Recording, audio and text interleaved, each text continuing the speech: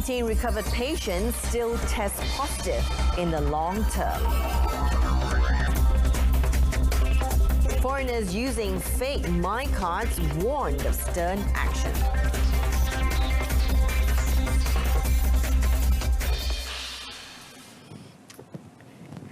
Good afternoon, I'm Jessica Lee. Welcome to Updates at Noon. Now, the Health Ministry, or MOH, has found that most patients who have recovered from COVID-19 infection still showed positive results for the virus through long-term RT-PCR test. Now, Health Director General Datuk Dr. Nur Hisham Abdullah said that the RT-PCR test was very sensitive in detecting the presence of the virus's protein. Walaupun mereka masih dikesan positif, namun mereka tidak bergejala, tidak jatuh sakit atau menyebarkan penyakit ini kepada keluarga terdekat. Hasil kajian futur yang dilakukan berulang kali menunjukkan virus COVID-19 gagal dibiarkan. Justru Kementerian Kesihatan telah membuat kesimpulan bahawa keputusan COVID-19 bagi pesakit yang telah sembuh adalah berpunca daripada virus ataupun fragmen virus yang telah mati. Datuk Dr. Nur Hisham said similar findings had been reported in several other countries, including in South Korea, China, Singapore and Germany. He added that the MOH had updated its guidelines for the discharging of symptomatic and asymptomatic COVID-19 patients. He said for symptomatic patients to be discharged, they need to have recovered from fever at least 3 days or 72 hours without medication. Bagi pesakit yang tidak bergejala, 14 hari telah berlalu sejak tarikh ujian diagnostik COVID-19 didapati positif dengan anggapan mereka tidak mengalami sebarang gejala selepas ujian positif mereka. Ujian pengesanan COVID-19 tidak diperlukan sebelum pesakit di-discharge daripada ward penyakit berjangkit. Sekiranya pesakit masih memerlukan rawatan perubatan selain pada rawatan COVID-19, mereka boleh dipindahkan ke ward lain.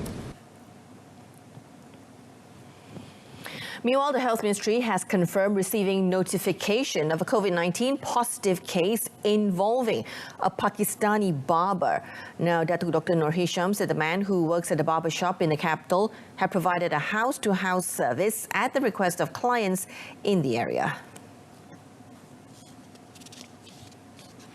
Hasil siasatan awal, kedai gunting rambut tersebut tidak beroperasi sejak bermulanya fasa PKP yang pertama, iaitu pada 18 Mac 2020. Namun, beliau terus memberi khidmat menggunting rambut dari rumah ke rumah atas permintaan klien di kawasan sekitar. Terdapat seramai 25 kontak rapat yang dikenal pasti setakat ini melalui rekod panggilan telefon, iaitu 4 orang rakan serumah dan 21 orang klien. Kedai gunting rambut tersebut mula beroperasi pada 10 Jun 2020 dan majikan telah membawa beliau menjalani saringan COVID-19. Terdapat seramai 15 kontak rapat yang telah mendapat khidmat menggunting rambut daripada beliau sehingga 11 Jun 2020. Datuk Dr. Nur Hisham said the man is currently being treated at the Sungai Buloh Hospital, but the source of the infection is yet to be determined. While all identified close contacts have undergone COVID-19 screenings and told to self-quarantine at home.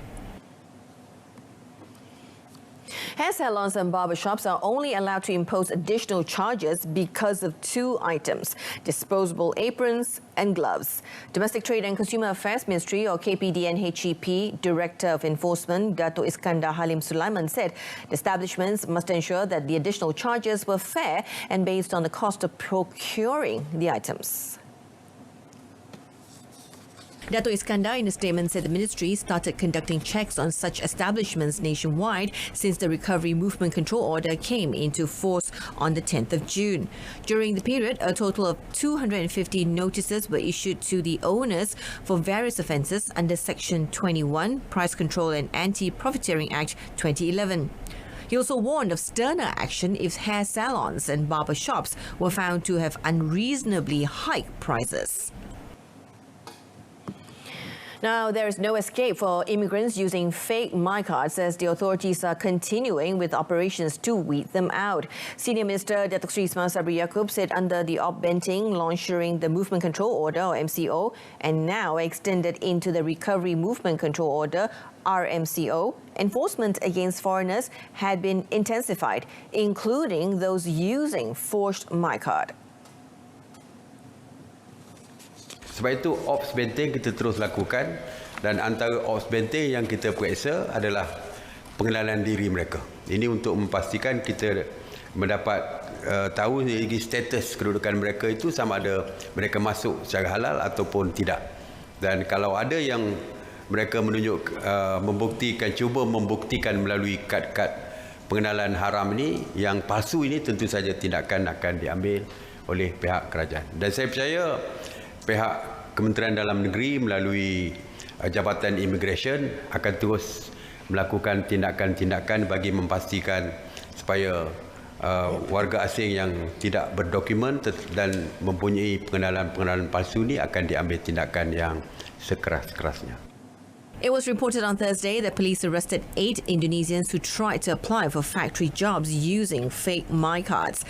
Investigations showed that the Indonesians had bought the MyCard from several individuals for between 200 and 300 ringgit last year.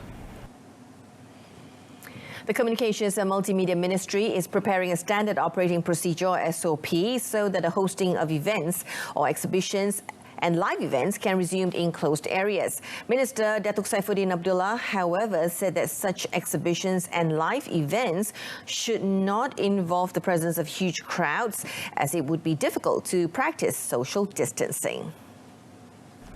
The minister said that once refined, the SOP would be presented to the Health Ministry and National Security Council to ensure that full compliance would not lead to the spread of the COVID-19 virus. Explaining further, Datuk Saifuddin said the ministry have suggested that for now, the business-to-business or B2B type of exhibitions be organised as they are generally held indoors and involves only those who are experts in the field. He said it was also crucial that B2B exhibitions be allowed to operate immediately as they were helpful from the economic aspect while also providing economic overflow to various other parties involved indirectly. Commenting on live events, he said these too needed to be held indoors like hotel lounges and involving limited attendance. Datuk Saifuddin was met after visiting the Pahang Broadcasting Department in Kuantan. In a separate development, Datuk Saifuddin said he had met with agencies under his ministry in Pahang to ensure that internet services in Chini are not interrupted during the Chini by-election. He said besides the media centre, priority was given to internet coverage at the National Youth Skills Institute in Palo Hinai, which served as the nomination centre and polling centre. Akses internet ke Chini terutamanya untuk memastikan urusan-urusan di pusat media, di pusat penamaan calon dan di pusat pengumpulan undi tidak terganggu dan oleh yang demikian MCMC Negeri Pahang lah khususnya yang akan membantu untuk memastikan ada akses internet. The Chini by-election was called following the death of incumbent Datuk Seri Abu Bakar Harun on the 6th of May due to heart attack. The Election Commission EC has set the election to be held on the 4th of July with 20th of June the nomination date, while the early voting date on the 30th of June. On another note, Datuk Saifuddin, who is also Indra Mahkota MP, said a special legal aid unit has been set up which will provide free legal advice for the M40 and B40 groups. He said the people could seek legal advice related to criminal case, sharia, labour, hire purchase, marriage annulment, contracts and cooperatives. Prasarana has always put priority on the safety of its passengers, especially since it began operating at full capacity since the Recovery Movement Control Order, or RMCO, was implemented on the 10th of June.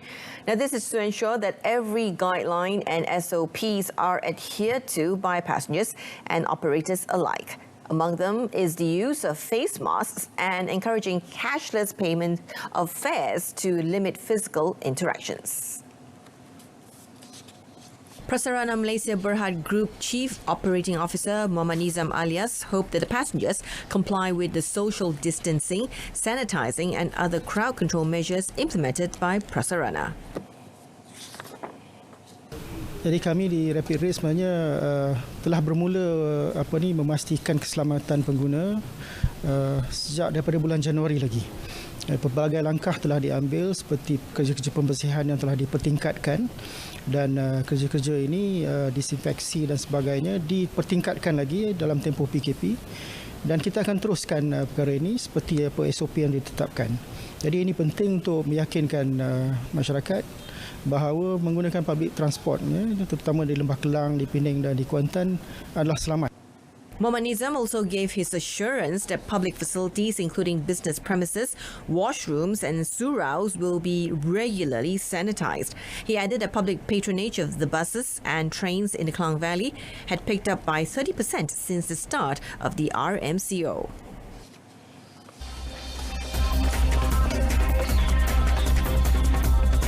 Still to come, government to raise 35 billion ringgit from local markets to finance initiatives.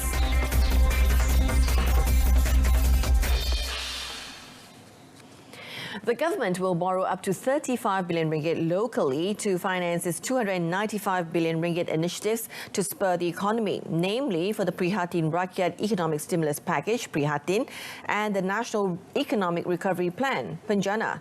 Finance Minister Tengku Datuk Sri Zafrul Abdul Aziz said out of the total worth of initiatives, some 45 billion ringgit would be directly injected by the government, of which 35 billion would be raised from local borrowings. The Finance Minister also said Malaysia would not issue any foreign currency bond to finance the fiscal injection given its strong liquidity position.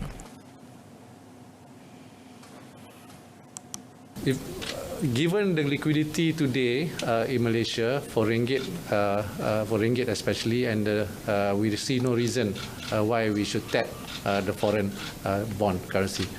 Although we can, technically kita ada limit ya. Limit kita ialah 35 bilion ringgit, di mana sekarang ni the amount that we have exposure in terms of foreign borrowings is around 30 billion ringgit. So we have about 15% still capacity to borrow. He said the fiscal injection for Penjana alone totaled 10 billion ringgit, which would be raised through Malaysian Government Securities or MGS and Malaysian Government Investment Issue or MGII. Meanwhile, the Finance Minister is also optimistic that Malaysia's gross domestic product would rebound in the third and fourth quarters of this year as economic activities locally and globally have resumed. Jadi, hopefully this momentum will continue. So logically, by the data that we have, the third quarter, kalau momentum ni continue, kalau tak ada second wave dan sebagainya, it should be better lah. Tengku Datuk Sri Zafrul expected the fiscal deficit would increase to between 5.8% and 6% following the implementation of Prihatin and Penjana. The Malaysian Digital Economy Corporation, or MDEC, expects a 20% growth in e-commerce contribution to the digital economy this year, despite the Movement Control Order, or MCO, to contain the spread of COVID-19. In a statement, it said the projected growth could be achieved through the active intervention of various ecosystem partners via ongoing initiatives, adding it sees the expected contribution to gross domestic product, or GDP, going up to as high as 170 billion ringgit for 2020.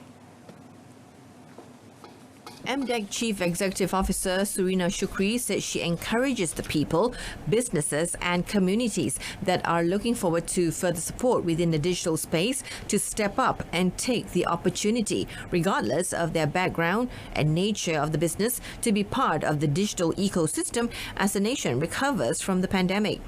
She also said Penjana is that much needed boost to restore incomes and lifestyles and provides assistance for all to overcome the current challenges and look firmly to the future.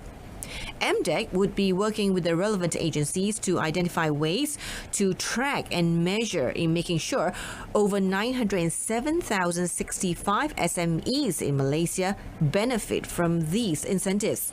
Surina said to date, MDEC's SME digitalization initiatives have onboarded a total of 230 technology solution providers with 595 digital and technology solutions to support over 200 SMEs.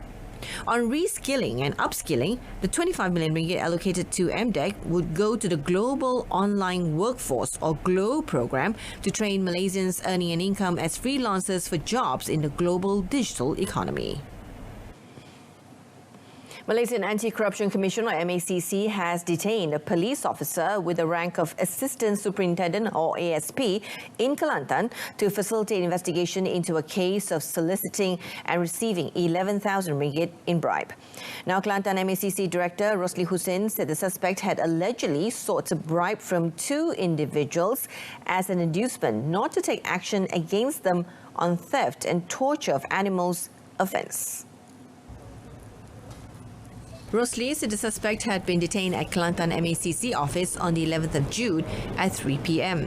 The investigation is carried out under Section 17A of the MACC Act 2009, which carries a maximum jail term of 20 years and a fine of 10,000 ringgit or 5 times the value of the bribe, whichever is higher if convicted. The suspect has been remanded for 6 days until the 17th of June. Afternoon, in our top story, COVID-19 recovered patients still test positive in the long term. Now, News on 2 will come on again at 7 this evening. I'm Jessica Lee. Thank you for watching.